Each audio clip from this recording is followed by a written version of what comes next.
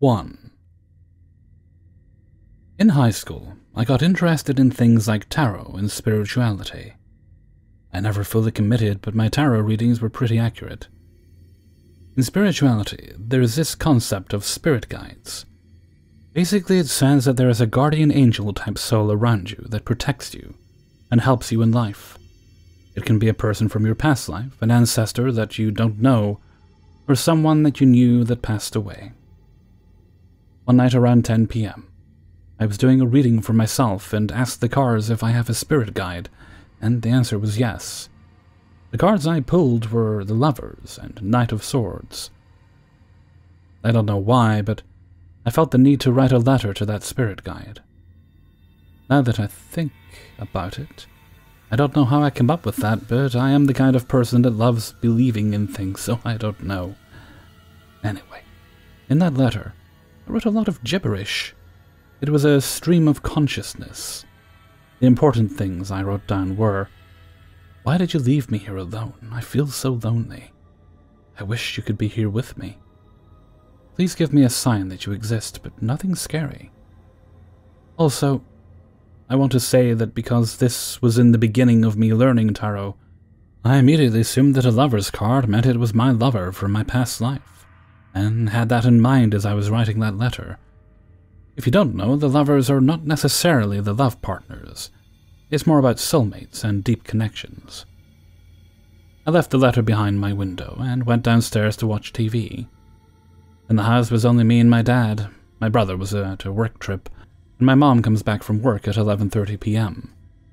A few minutes later, Dad went upstairs to his room to go to sleep. I did the same an hour later. It had to be between 11 and 11:25 p.m., because I always went to bed before my mother came home, so she wouldn't yell at me for staying up late. This was in high school. I went into my room and stood there shocked. My bed covers were perfectly folded in half. When I left the room, they were covering the whole bed, and my big teddy bear was laying on my bed, his head on the pillow and body on the covers as if it was a person sleeping. I specifically remember that the same plushie was on the armchair next to the bed, entangled with my dirty clothes for about a week. I was so confused, and for a second, I thought that it's the spirit guide, but then shook that thought from my head and just assumed my dad did it, though it's also hard to believe since he never touches my stuff. The next day I forgot about the whole thing. Then my dad came into my room to talk about something, and I remembered to ask him. Blood rushed from my face as he said he wasn't in my room that day. He doesn't do pranks or anything, and he genuinely looked confused, so I'm sure he wasn't lying. The first thing he said to me after I asked him was, "This isn't some hocus pocus, right?" We talked about it for a while, but he concluded that I just forgot about putting the bear in my bed. That wasn't possible. How could I forget taking all my clothes from the armchair, getting the teddy out of that mess, folding my covers, and putting him perfectly on one side of my bed? Head on the pillow. You can't forget something like that in an hour. Also, my dad couldn't have read the letter since I wrote it in English and he only speaks Polish. Sometime later, I remembered that when my grandfather died a few months before, the same day he visited me in a dream. And in that dream I cried while we hugged and asked, "Why did you leave me here alone?" The same thing I wrote in that letter. Him and I always had a strong bond, but had difficulty communicating since he got brain damage. That made it very hard for him to speak when I was a kid. I also remember that a couple of times when I was very sad, I smelled him. I know it sounds weird, but you know how old people have a very unique smell to them? It cheered me up in those moments, odd as it sounds. So yeah, my grandpa is watching over me. Also, for the tarot people, remember the Knight of Swords. My pops was an Aquarius. Anyways, about a year later, I finally told this story to my mom, and she said that she also had a paranormal experience with her grandfather. Side note, the granddad I was talking about this whole time was her father, and her granddad was also from her mom's side. So when she was 18, her granddad died, and a couple of days later, after the funeral, my mom was waiting in line in a bakery in her town. Suddenly a man walks in, and guess what? It's the grandfather that she watched get buried the week before. She freaked out and ran out of the bakery scared." My jaw dropped when she said that. She said her granddad's ghost was just going about his day. From what she said, he looked exactly like when he was living and healthy. I don't know if this is like a family thing or something, but both the grandfathers were from the mom's side of the families. And we were both first daughters, so it's kind of funny. I should ask her if her mom ever told her a similar experience. Anyways, this cute, spooky family tradition ends with my grandchildren, since I'm gay, so there will be no grandpa for them. Peace. 2. In September, my partner and I signed the lease on a dream apartment. I was ridiculously excited and kept telling everyone I knew all about it, to the point where I was probably actually pretty annoying. One day a friend of mine came to visit me at work, and of course I told her the news of our new place. She asked me where it was, and when I told her the location, she turned pale and seemed uncomfortable at best, and flat out scared at worst. She asked to see a picture of the inside, and when I showed her, she let out a long sigh of relief. She then proceeded to tell me one of the creepiest stories I have ever heard. It turns out that about 5 years ago, she had lived in the house directly next to mine with her sister and boyfriend. Starting almost immediately when they moved in, they began hearing noises out in the kitchen area at night when they were sleeping, and occasionally woke up to open cabinets or kitchen tools scattered around. Eventually, they started hearing what sounded like kids talking in low voices in the kitchen at night, occasional crying, and had reported that they left their kids there alone when they went out. They didn't have kids. The cops were called a few other times and finally got a search warrant, and somehow ended up finding a trap door under the kitchen window area that was covered in a layer of leaves and dirt. They found out that it was the remnants of a very, very old root cellar. I live in one of the oldest cities in America by European colonizer standards, and much of the structures are built on top of older structures. Apparently, one thing led to another in the search down there, and the police recovered some very, very old skeletal remains of 2 children. Nobody seemed to know if the skeletons or the root cellar were there first. During all this, my friend and her sister broke their lease and moved out of there ASAP, as they were terrified to be there any longer. I went through with my lease and live in the building next door to where all this happened. My apartment is an old adobe market that was converted into an apartment in the 70s, and it's been an absolute dream to live here, no scary vibes or noises at all. The couple who live in that house now seem pretty nice and keep to themselves. We all have high adobe privacy walls and coyote fences, and I feel tempted to see if they know about all of this, but I'm afraid it might make them uncomfortable if I approach them about it. 3. The first bit of this will be my experience watching The Ring. It came out in 2002. The second bit will be my brother's experience watching it.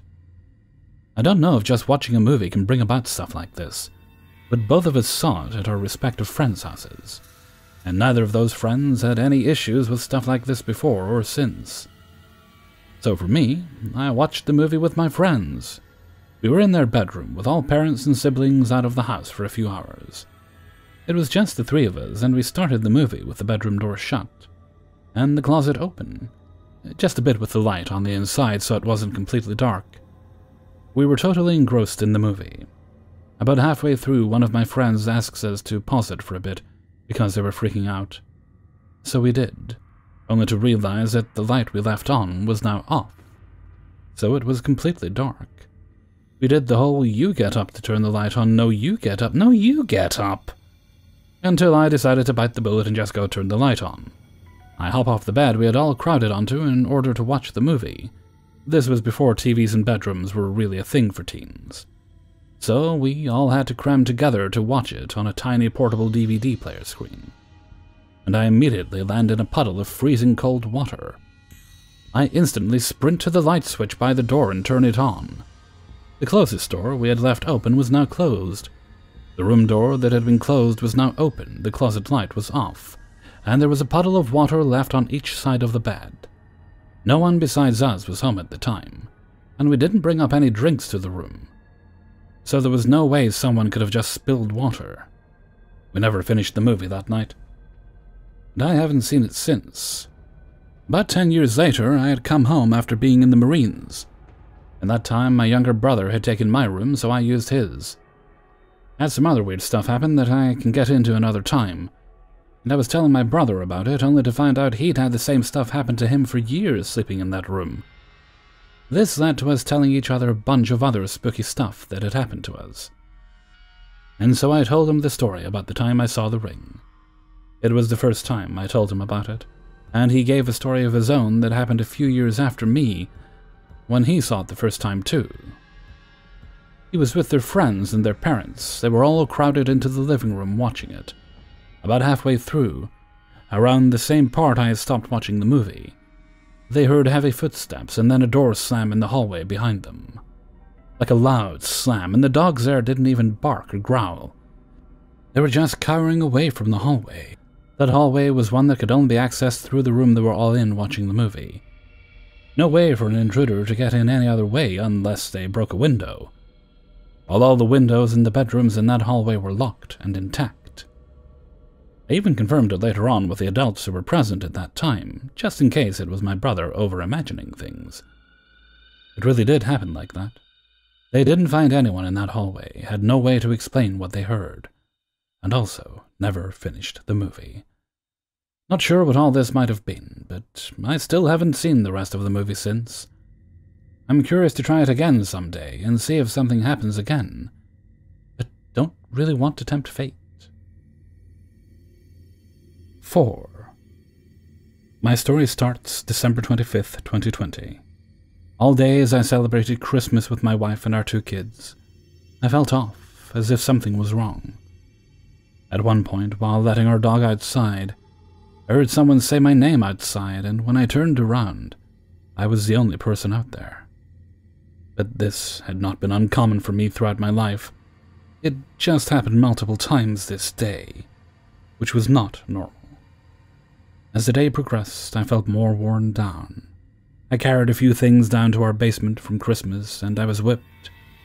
The kids woke us up around 5 a.m. like most 11 and 8-year-olds do on Christmas morning, so we were all tired and ready for bed just after 8 p.m.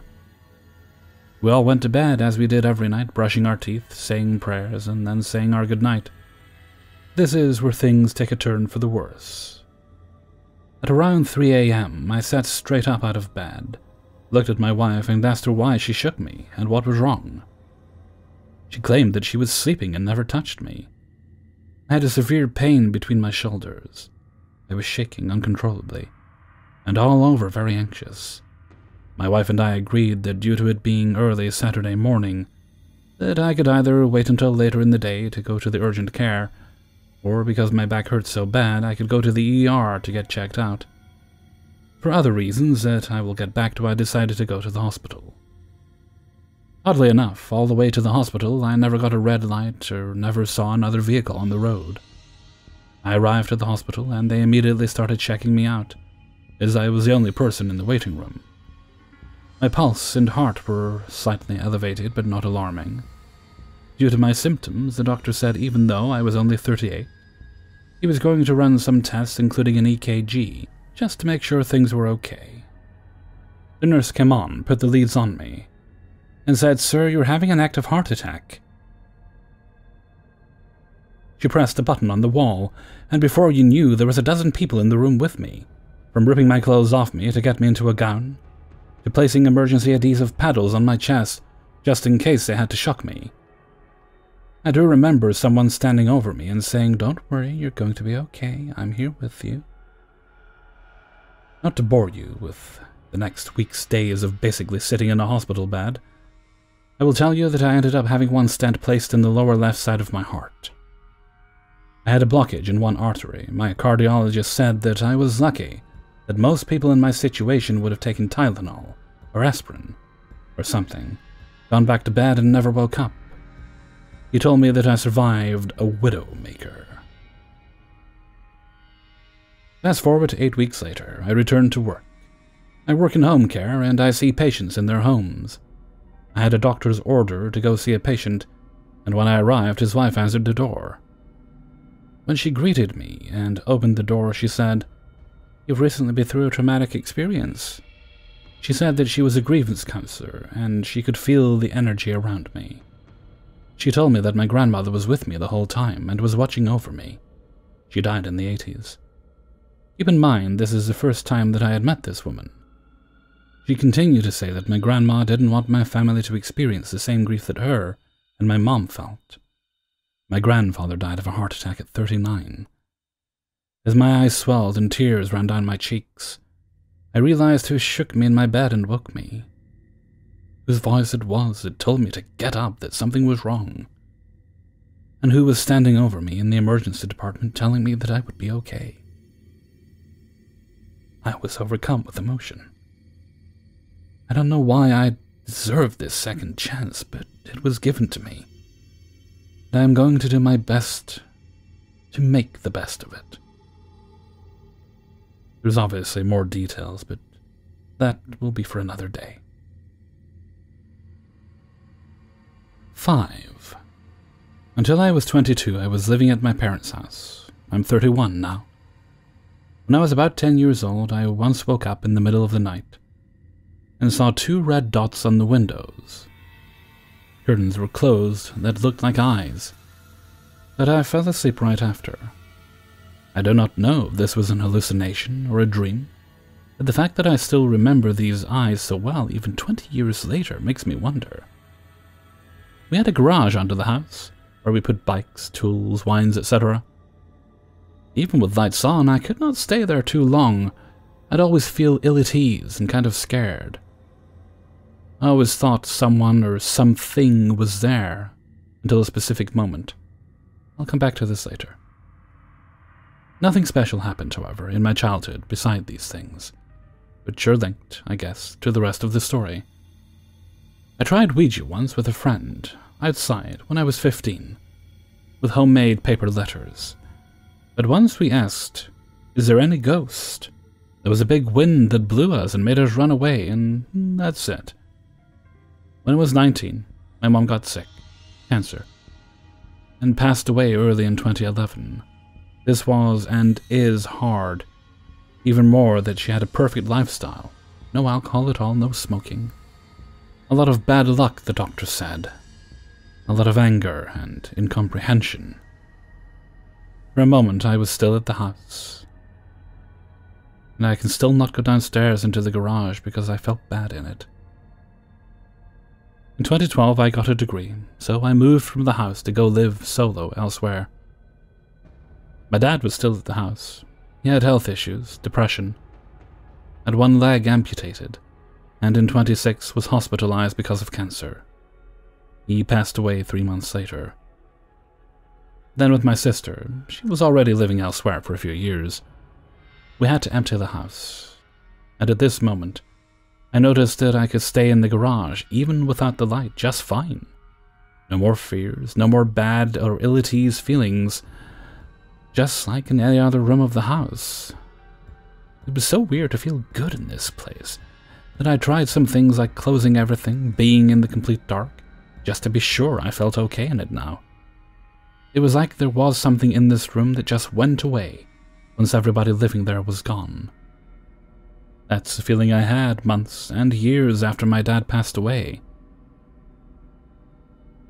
We've had a few family members that passed because of cancer, uncles, grandparents, but having my 2 parents gone in 5 years was hard, and made me think, red eyes in the garage, about a curse in our family for a long period of time. Now I live with my wife and my 1.5-year-old daughter in a small house. As you can guess, my daughter has never met my parents and is too young to understand or even know what death is or what ghosts are. We moved in last summer. We were living at another place before. My daughter is still young, but she understands well what we say or ask. Not everything, of course. And she is active. She replicates what we do, or does stuff on her own initiative. A few weeks after we moved in, She learned how to hand wave, saying hi. So she waves at us, at her cats, at strangers, etc. But time to time in the house she just waves at nothing. There is no one, no cats, no toys in front of us that she could wave at. Once, just for fun, I asked her, "Oh, there's a ghost, where's the ghost?" And she directly pointed with her finger at the picture of my two parents that I have in the house. I just have one picture of them out since we want to move again. We never talk to her about ghosts or the fact that her grandparents are not there. So from time to time we ask her again, "Where is the ghost?" And she points to the picture or even picks it up and brings it to me. And this, wherever the picture is located, she always finds it. Some other things. Besides that, my wife often asks me, "What did you say?" when I said nothing, but she heard someone talking and thought it was me. We've heard some weird noises sometimes, like someone walking on the roof. But our flat is ground level, and there is no other flat on top of ours. We have a nightlight for our daughter, which is in the shape of a moon. We can change the color of it, just like other RGB lights. We used to put a blue light on for our daughter when she goes to sleep. Later on in the night, we turn it off. When you switch it off and on for a few minutes or a few days later, the color of the moon is the last one you'd put on. But 2 nights before writing this, my wife, myself, and our daughter were asleep. And the moon switches on by itself, and the light was red. I do not know why, but noticing this makes me literally ask, what the fuck? I woke up once in the evening hearing a weird scream outside. We live in a 200-person village. The scream was like a man's scream and a woman's scream, and high and low frequencies were imposed on each other. This was so weird, but I do not know if it was an hallucination or real. Anyway, my wife, who like me is a bit of a skeptic about ghosts, because of no real experiences, but we're more on the believer side, starts to think that there is something here, which could be one of my parents' ghosts, or something pretending to be one of them. I do not know what to feel about this, and it makes me a bit stressed for the future, or for the things my daughter might say when she'll be able to talk. I thought of a Ouija to ask questions, but my wife is totally against this idea, because she thinks we might open something we cannot close. What is your opinion?